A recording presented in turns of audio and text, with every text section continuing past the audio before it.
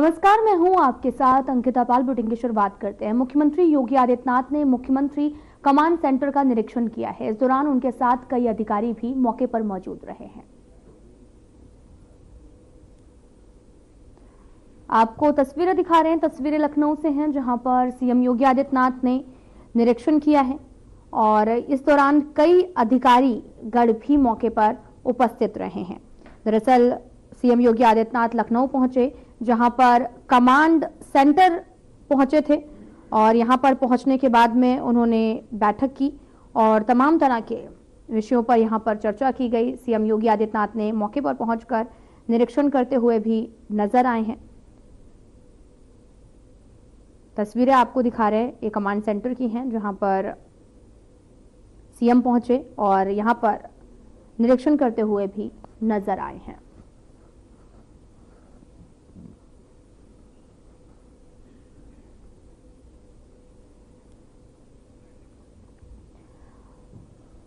CM Yogi Adityanath Lucknow पहुंचे थे और यहां पर कमांड सेंटर पहुंचे और इस दौरान उन्होंने कमांड सेंटर में पहुंचने के बाद में यहां पर निरीक्षण भी करते हुए नजर आए हैं। लखनऊ की तस्वीरें आपको दिखा रहे हैं, जहां पर सीएम योगी आदित्यनाथ लखनऊ पहुंचे हैं और कमांड सेंटर का अवलोकन करते हुए, निरीक्षण करते हुए नजर आए हैं।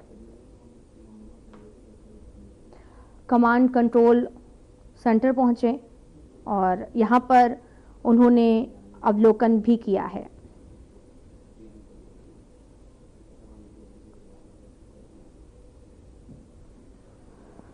और साथ ही यहां पर निरीक्षण करते हुए नजर आए, बैठक करी और साथ ही तमाम तरह के दिशा निर्देश भी मुख्यमंत्री कमांड सेंटर का निरीक्षण करते हुए देते हुए नजर आए।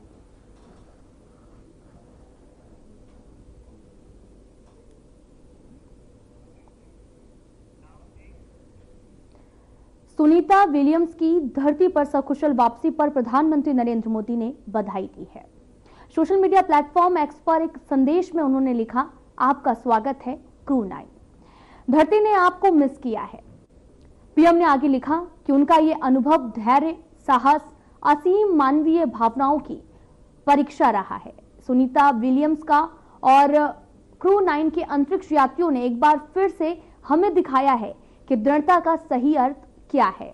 विशाल अनिश्चितता के सामने उनका अटूट दृढ़ संकल्प हमेशा लाखों लोगों को प्रेरित करेगा। पीएम नरेंद्र मोदी ने क्रू 9 का वापसी अभियान पूरा होने के बाद अपने संदेश में कहा, अंतरिक्ष अन्वेषण का मतलब है मानवीय क्षमता की सीमाओं को आगे बढ़ाना, सपने देखने का साहस करना, उन सपनों को हकीकत में बदलने का साहस करना।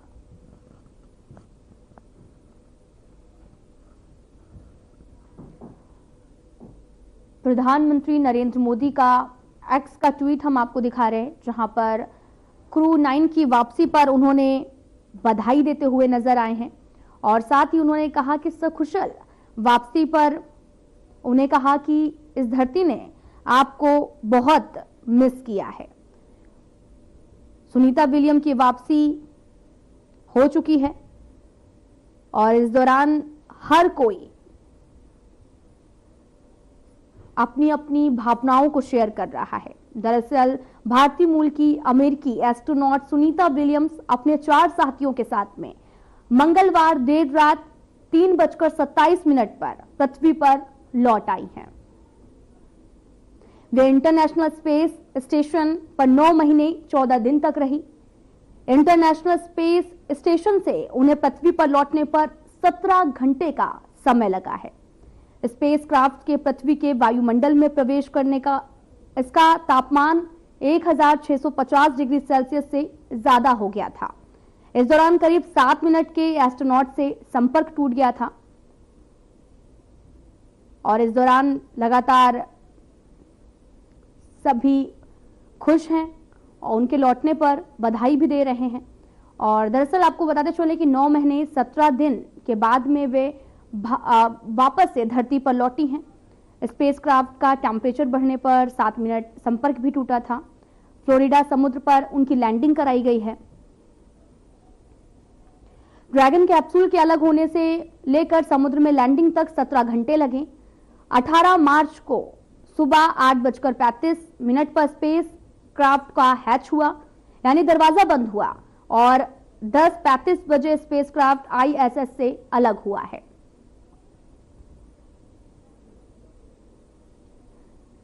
सुनीता विलियम्स और बुच विल्मोर बोइंग और नासा के 8 दिन के joint crew flight test mission पर गए हुए थे।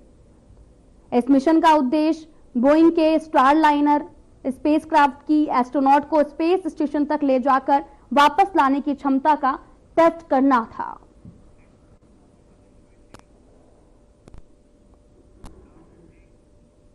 अखिल भारतीय प्रतिनिधि सभा ABPS द्वारा प्रेस वार्ता का आयोजन किया गया। राष्ट्रीय स्वयंसेवक संघ के सुनील अंबेडकर ने प्रेस वार्ता की है। 23 मार्च, 21, 22, 23 मार्च इन दिनों में अखिल भारतीय प्रतिनिधि सभा की बैठक इसी परिसर में होगी। बैठक में देश भर से चयनित प्रतिनिधि उपस्थित होंगे और उसके साथ संघ के विभिन्न स्तर के जो पदाधिकारी है, कार्यकर्ता है, वो भी उपस्थित रहेंगे।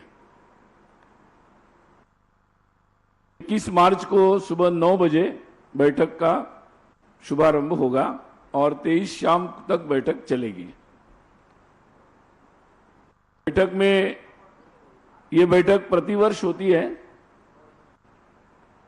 और संघ की दृष्टि से जो इसका स्थान है, निर्णय की दृष्टि से सबसे वरिष्ठ स्थान है, सबसे महत्वपूर्ण बैठक है संघ की रचना में। बैठक के प्रारंभ में ही संघ के जो सरकार्यवाह है दत्तात्रेय होसबले जी, वो अपने पिछले वर्ष का जो वृत्तांत है, रिपोर्ट 24-25, ये जो वृत्त होगा वो प्रतिवेदन सबके सामने रखेंगे और विशेष रूप से पिछले वर्ष के शाखा कार्य और अन्य जो कार्यक्रम, संघ की भूमिकाएं जो भी होगा उससे संदर्भ में कार्यवृत्त वो प्रस्तुत करेंगे। इसके साथ ही देश भर के अलग अलग प्रकार के प्रांतों ने जो कार्य किए हैं वो भी अपना निवेदन बैठक में प्रस्तुत करेंगे। कई प्रकार के विशेष कार्यक्रम, उपक्रम, कई विशेष प्रसंगों पर जो भूमिका संघ के कार्यकर्ताओं ने ली है उसका भी वृत्त और विश्लेषण यहां पर किया जाएगा। सभी जानते हैं कि जो आने वाले विजयादशमी 2025 को संघ के 100 वर्ष पूर्ण हो रहे हैं। 1925 में 1925 में संघ का कार्य नागपुर में प्रारंभ हुआ था और उसके बाद देश भर में इसका विस्तार हुआ। अभी उस कार्य को इस वर्ष 100 वर्ष पूरे हो रहे हैं। इस निमित्त जो कार्य विस्तार की जो पूरी एक योजना थी, एक्सपांशन ऑफ अवर शाखा वर्क, इसकी भी पूरी समीक्षा इसमें होगी। जो लक्ष्य रखे थे उस संदर्भ में भी समीक्षा होगी और साथ ही विजयादशमी दसरा 2025 से 2026 ये जो एक वर्ष है ये शताब्दी वर्ष माना जाएगा, centenary year, Vijayadashami 2025 to Vijayadashami 2026। और इस दौरान जिस प्रकार के कार्यक्रम, उपक्रम, जो भी प्रोग्राम्स होंगे उसके बारे में यहाँ निर्णय लिया जाएगा और बैठक के अंत में फिर वो सार्वजनिक भी किया जाएगा, आप लोगों को भी बताया जाएगा। सामान्यतः समाज के सभी लोगों तक पहुंचना, अपने विचारों को पहुंचाना, अपने कार्य को पहुंचाना, विचारों की स्पष्टता करना, तो एक तरीके से ये एक व्यापक आउटरीच इस शताब्दी के वर्ष में मुख्य रूप से किया जाएगा।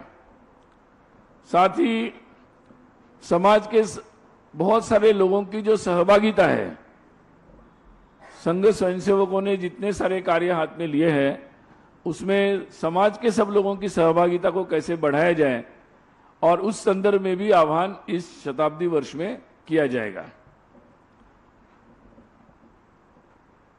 जैसे कि पहले भी बताया था कि पंच परिवर्तन, इस विषय में के बारे में भी यहां व्यापक चर्चा होगी और लोक सहभागिता इसमें कैसे बढ़ाई जाए, लोगों को कैसे जोड़ा जाए, समाज की विभिन्न संस्थाओं को कैसे जोड़ा जाए, इसके बारे में भी, कार्यविधि के बारे में, एक पैटर्न के बारे में भी यहां पर चर्चा होगी।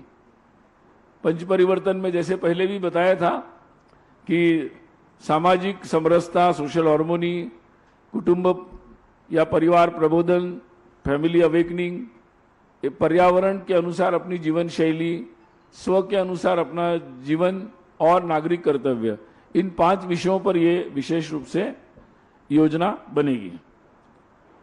मुख्य रूप से जब भी ऐसे सारी ये बैठक होती है तो देश भर के कार्यकर्ता आते हैं और अपने अपने जगहों पर जो परिस्थितियां बनती है या उनके जो अनुभव आते हैं, तो देश से जुड़ी हुई, देश की सुरक्षा, देश का हित, इससे जुड़ी हुई सभी बातों पर वो अपने अनुभव और अपनी जानकारियां यहां सबके सामने रखते हैं और उस आधार पर आगे की भूमिकाएं भी तय होती है।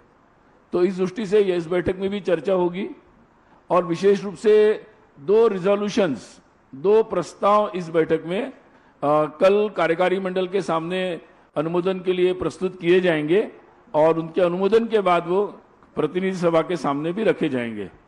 मुख्य रूप से जो 2 प्रस्ताव है, एक बांग्लादेश की जो घटनाक्रम है और उस संदर्भ में आगे की भूमिका क्या होनी चाहिए, उस संदर्भ में ये प्रस्ताव होगा। इस संदर्भ में कल प्रतिनिधि कार्यकारी मंडल में चर्चा होगी, उसके बाद वो अनुमोदित होने के बाद प्रतिनिधि सभा के सामने रखा जाएगा।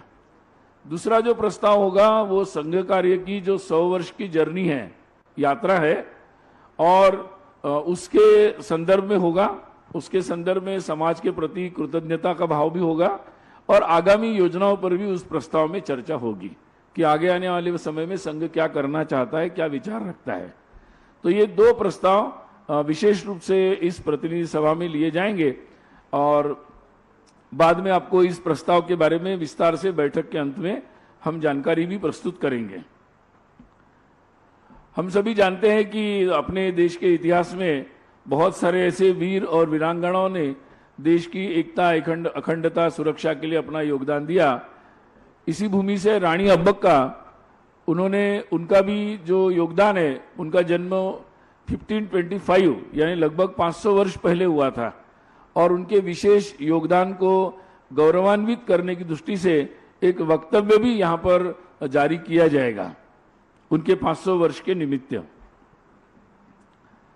विशेष रूप से आगामी समय में जैसे प्रतिवर्ष संघ शिक्षा वर्ग होते हैं, संघ कार्यकर्ताओं जो शाखा के स्तर पर कार्य करते हैं, वो अपने कार्य को और अच्छा करने की दृष्टि से विभिन्न स्तर के उनके प्रशिक्षण के आयोजन होते हैं और इस वर्ष भी इन प्रशिक्षण वर्गों का आयोजन हो रहा है, जिसमें हम लोग जिनको कहते हैं संघ शिक्षा वर्ग, कार्यकर्ता विकास वर्ग प्रथम और कार्यकर्ता विकास वर्ग द्वितीय जो होता है वो नागपुर में ही आयोजित होता है, बाकी प्रांतों में आयोजित होते हैं। तो इस बार ऐसे कुल मिलाकर वर्ग 95 ऐसे प्रशिक्षण वर्गों का आयोजन होगा।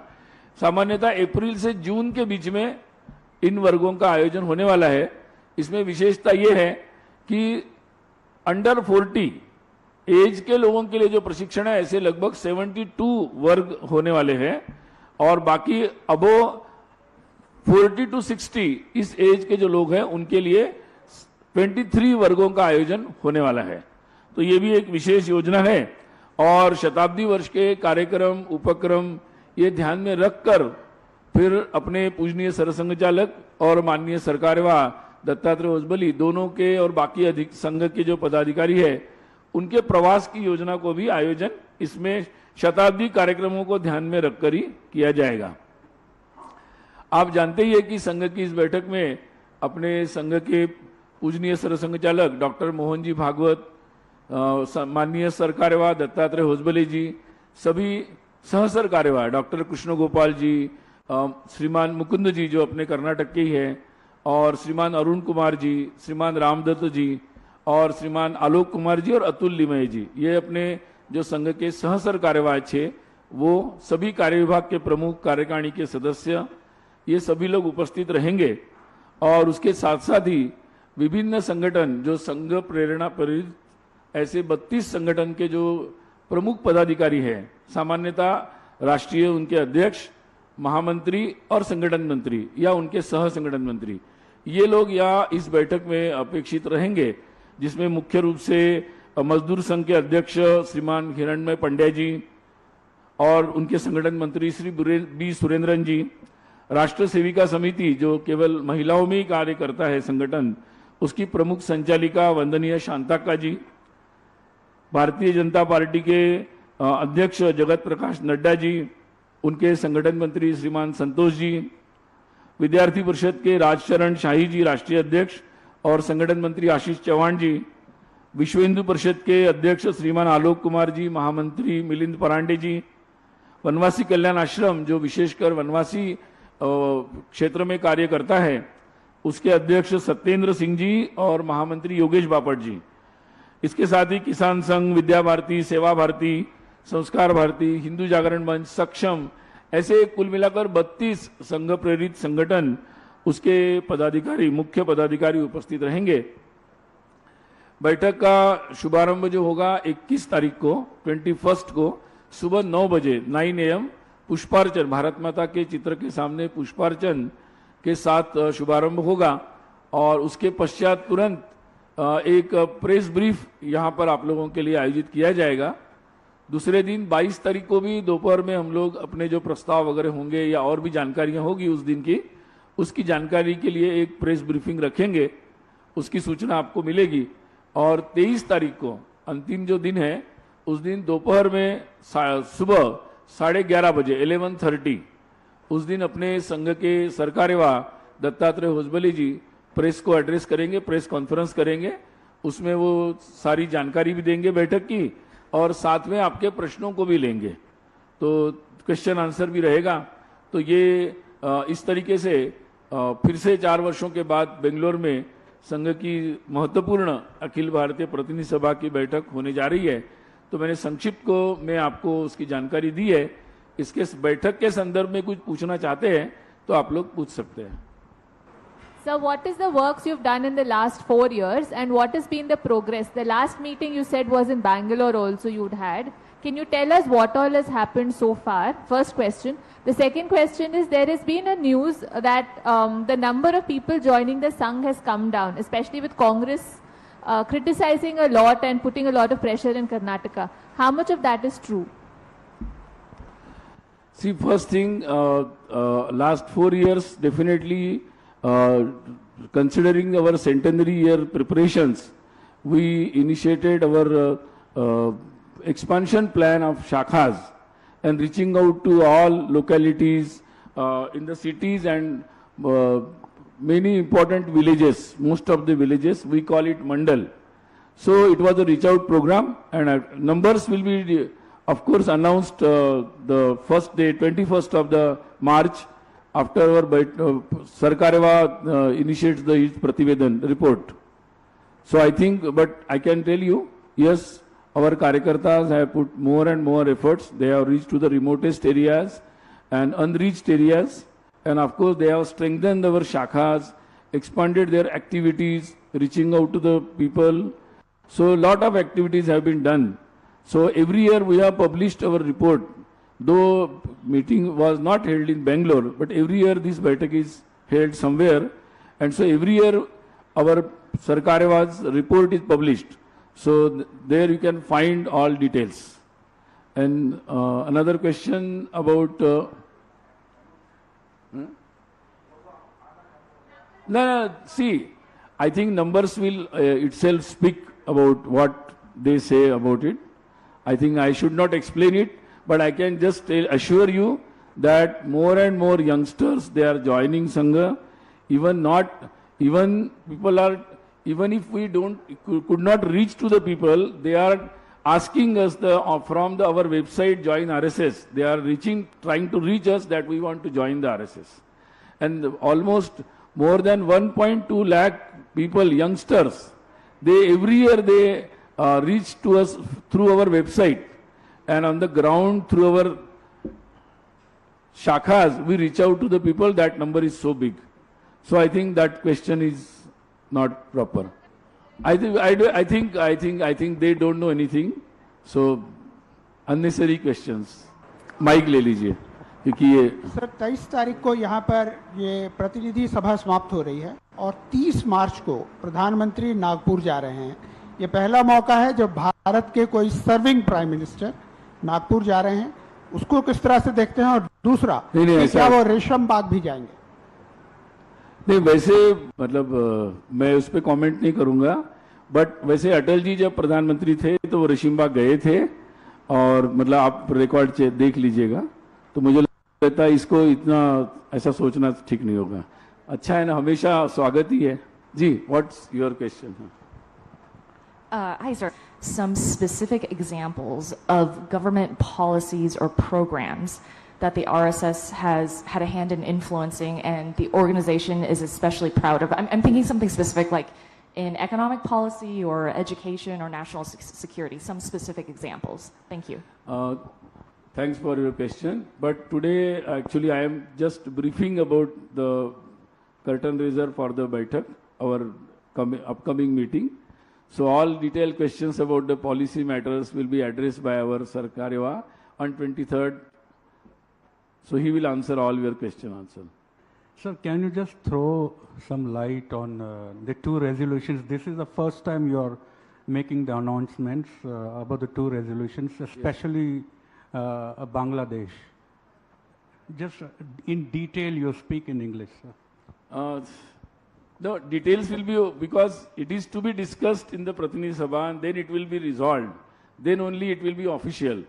But of course, everybody is aware about the atrocities happened in Bangladesh on Hindus and other minorities.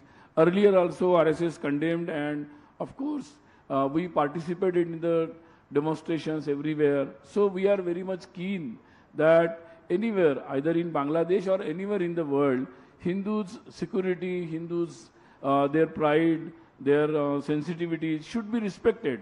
So that's the main point. So we'll discuss how to express it and what should be the further track. And what is the next, the other resolution you are going to discuss? Other resolution is about the journey of RSS of 100 years, because this year RSS is completing the 100 years. So it was a long journey, a lot of milestones. It was lot of participation by RSS Swayamsevaks in n number of social, political, or the things related with the national integrity, security. So Swayamsevaks participated in all those activities. They have taken the initiatives. So it was a long journey. And so now, what next? That is also important. So what next? That will also be discussed. And so we'll try to bring out those things in our resolution.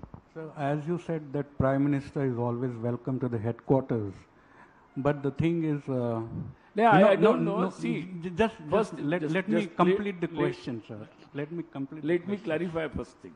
See, I don't see clarification.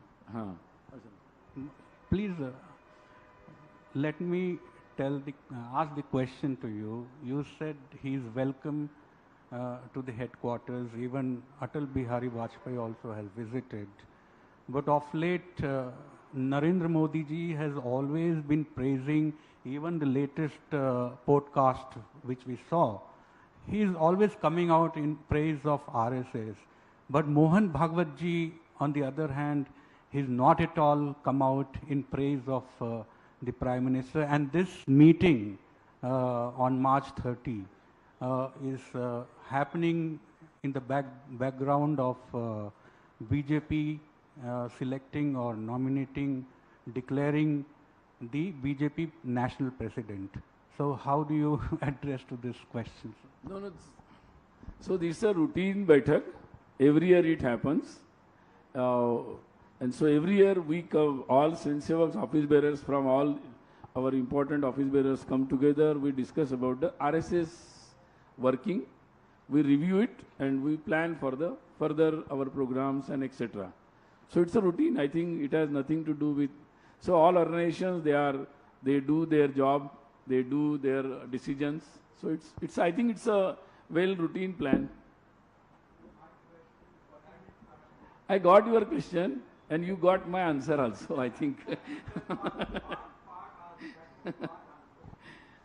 Thank you. ನಮಸ್ತೆ sir. ಇಲ್ಲಿ sir ನಮಸ್ತೆ sir, ಕರ್ನಾಟಕದಲ್ಲಿ ಇತ್ತೀಚೆಗೆ ಅಂದರೆ ಕಳೆದ 2 ವರ್ಷದಲ್ಲಿ ಕಾಂಗ್ರೆಸ್ ಸರ್ಕಾರ ಬಂದ ನಂತರ ಕೋಮು ಗಲಭೆಗಳು ಜಾಸ್ತಿ ಆಗ್ತಿದೆ ಅಂತಕ್ಕಂಥದ್ದು ಜಾಸ್ತಿ ಆಗ್ತಾ ಇದೆ. ಈ ಸಂಬಂಧಪಟ್ಟಂತೆ RSSನೇ ನೇರವಾಗಿ ಇದರಲ್ಲಿ ಭಾಗಿಯಾಗಿದೆ ಅಂತಕ್ಕಂಥ ಒಂದು ಆರೋಪವನ್ನು ಕರ್ನಾಟಕದ ಮುಖ್ಯಮಂತ್ರಿಗಳು ಅಧಿವೇಶನ ನಡೆಯುವಂಥ ಸಂದರ್ಭದಲ್ಲಿ ನೇರವಾಗಿ ಹೇಳ್ತಾರೆ. ಇದಕ್ಕೆ ತಮ್ಮ ಒಂದು ಅಭಿಪ್ರಾಯಗಳು, ತಮ್ಮ ಅನಿಸಿಕೆ ಏನಾದ್ರು? I have not seen that video or that news. I am not aware about that. But I can say about RSS. RSS is working with the people for the nation building activities. Our Swayamsevaks are involved in the nation building activity peacefully. And so from day one, Vijayadashmi 1925 to this day, we are involved in the, we are clear from our side. So I think Sir, I have a question. Sir, I have a question. It was just briefing for Baitak only. एक सवाल मुझे भी आपसे पूछना था sir, जो नागपुर में हो रहा है और जो हम वायलेंस देख रहे हैं, I want to know how important it is because it happened a few meters away from the headquarters of the RSS. Is Aurangzeb relevant today? And the Chief Minister of Maharashtra also said that this was a pre-planned attack. And right now we've also have the police also investigating this. What is your take? What is the RSS take on this? Because it was led by the VHP there. What do you think is the RSS take on this? See, any type. फिलहाल में इतना ही. नमस्कार.